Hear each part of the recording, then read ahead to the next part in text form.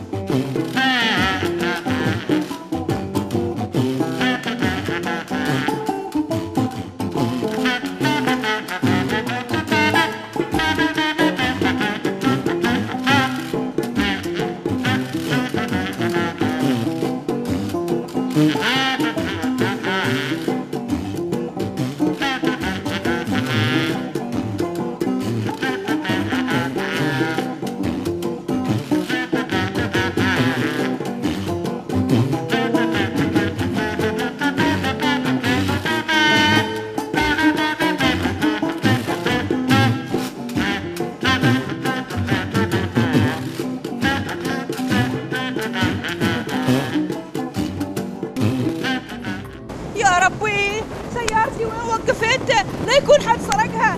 يا جماعة حد شاف السيارة السوداء؟ ما من فايدة، ما في فايدة بهالسالفة كلها، أكيد حد سرقها. أنا بتصل في سعود. ما يرد علي.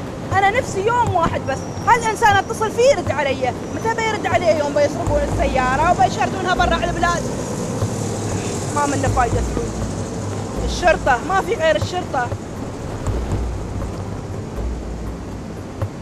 الو، السلام عليكم. لو سمحت انا العنود عبد الله، ابغي ابلغ عن سرقة سيارتي. اي نعم، العنود عبد الله، سيارة سوداء. هي انا موقفت لنا هني عند الدايرة. اي نعم، انا اترياكم. مع السلامة.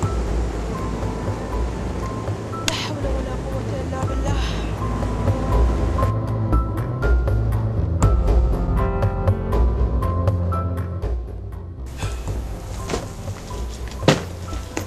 احلى شيء فيك تعرف شو؟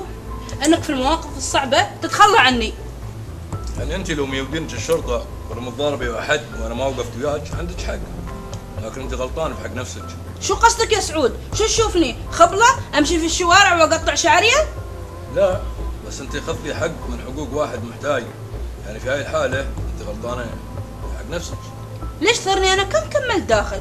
ما هو حالي 10 دقايق ولين ما طلعت قاصين السيارة. غلطانة؟ شو قصدك يا سعود؟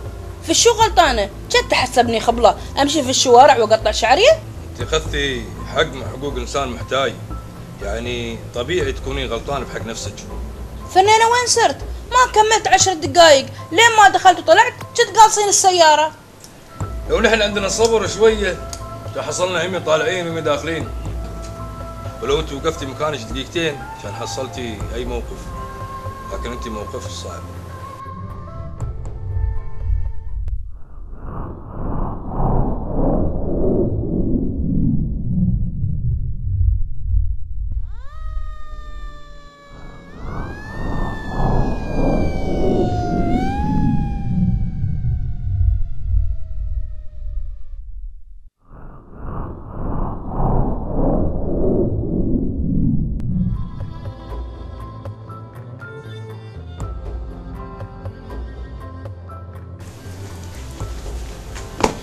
الحين انت حق شو كل هذا معصب؟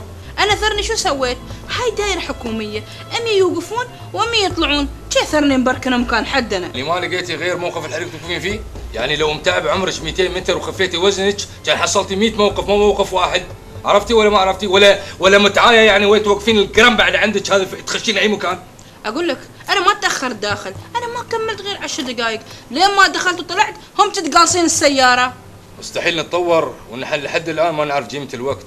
انت وقفتي سيارتك مكان موقف سياره المطافي، وهذيله يفرق وياهم جزء من ثانيه في انقاذ حياه شخص او موته، ولا شو رايك انت؟ طبعا ما عندك راي بهالسالفه.